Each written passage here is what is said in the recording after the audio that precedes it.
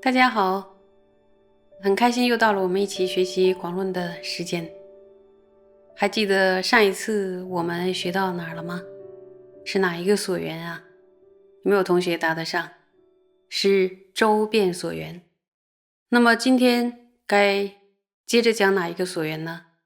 是净行所缘。那现在请大家把广论翻开351页第7行，然后请大家和我一起看原文。净行所缘者，由此所缘能尽贪等增上现行，略有5种，为不净、慈心、缘起、界别、阿那波那。那么净行所缘是指什么呢？就是指净化比较强烈的现行、贪欲等的所缘。那么净行所缘有几种呢？有5种：不净、慈心、缘起、界的差别，还有阿那波那。这里边可能大家都会稍微了解一下，阿那波那是什么呀？阿那波那是梵文的音译，意义呢就是入出息。阿那呢是入息，波那呢是出息，所以总共呢有5种净行所缘。那么这个净行所缘，很显然它所针对的是什么呢？是针对自己比较强烈的烦恼，然后选择呢对自己最适合的、最有效的这个所缘。很显然它是打击烦恼的一个利器。比如说如果贪心强烈的话，那么要修什么呀？对，就观修不净，对，观身不净。然后呢，如果是嗔心强烈，那该修什么呀？观修慈心。如果是痴心，愚痴的痴，痴心强烈的话呢，就要观修缘起。因为呢，对缘起的认知会让我们看到更多的法相，然后能够增长智慧，就视野非常的辽阔，智慧的视野非常的辽阔。那么还有一种解释就是，请问愚痴来自于什么呀？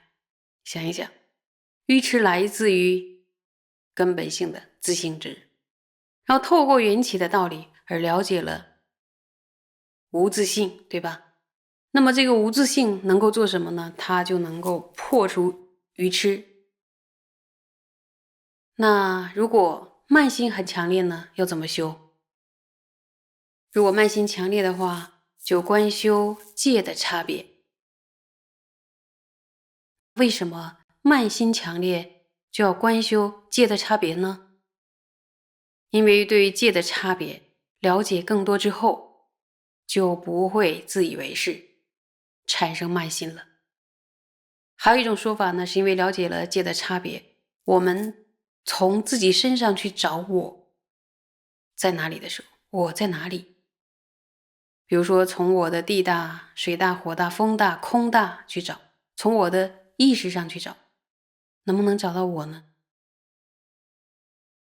都找不到我。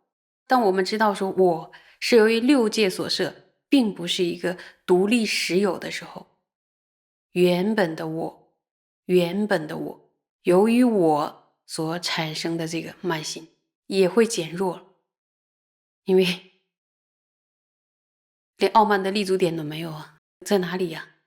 所以它是这么对治慢心的。那么如果是散乱比较强烈，很难专注，那怎么办呢？如果散乱比较强烈的话，就观修阿那波那，也就是呢数息法，就是静静的坐着，不是散乱吗？东跑西跑，东跑西跑，一刻都静不下来，一刻都专注不下来，那就用数息对付这个狂心。所以呢，就观修阿那波那。那么什么是不净？我们往下看，看原文。元不净者，为元毛发等36物，名内不净，及青瘀等，名外不净。是于内心所现不净，非可爱下，任持其心。那么其中圆着不净的话，就有毛发等36物，是内在的不净；青瘀等呢，是外在的不净。在心中现起这些不净不可爱的形象，对此呢，直指内心。那么36种不净是哪36种？这个在《瑜伽师地论》里有讲到，然后我抄了一段给大家念。在《瑜伽师地论》有讲到呢，36种不净是发、毛、爪、齿、尘垢、皮肉、骸骨、筋脉、心、胆、肝、肺、大肠、小肠、生肠、熟肠、肚、胃、脾、肾、脓、血、热痰、房、膏、肥、髓、脑、膜、涕、唾、泪、汗、屎、尿。这是在《瑜伽师地论》里边讲的。那么18种外在的不净是哪18种呢？在《瑜伽师地论》里边呢也有讲到。比如说18种外在的不净是青瘀、脓烂、变坏、膨胀、实干、变赤、散坏、骨所、骨所、屎所作、尿所作、唾所作、涕所作、血所涂、脓所涂、便秽处。这个有一些它是形容尸体的，就是官身不净啊，就是有一些。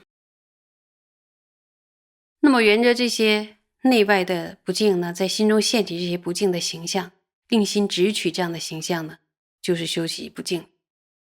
大家知道修习不净是对着什么？对着强烈的贪欲。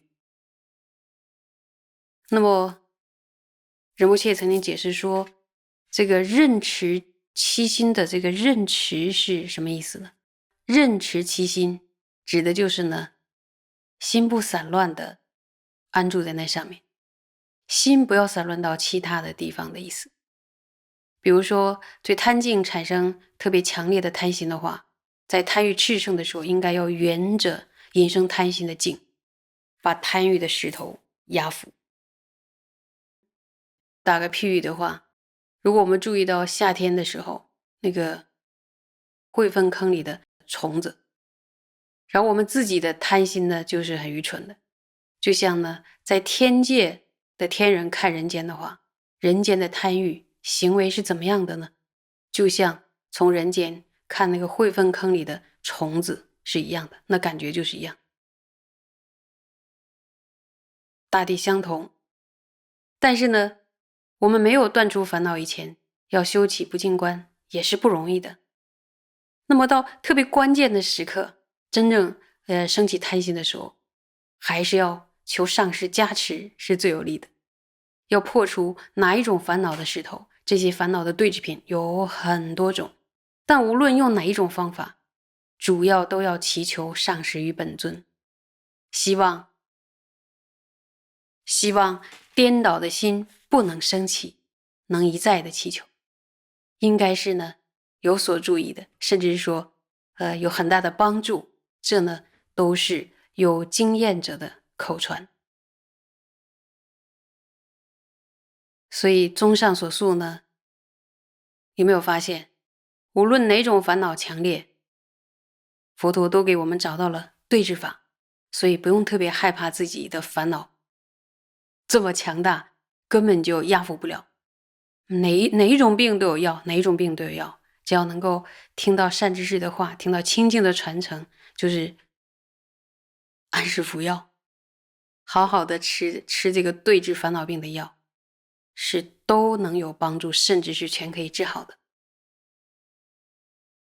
今天就讲到这儿，谢谢大家。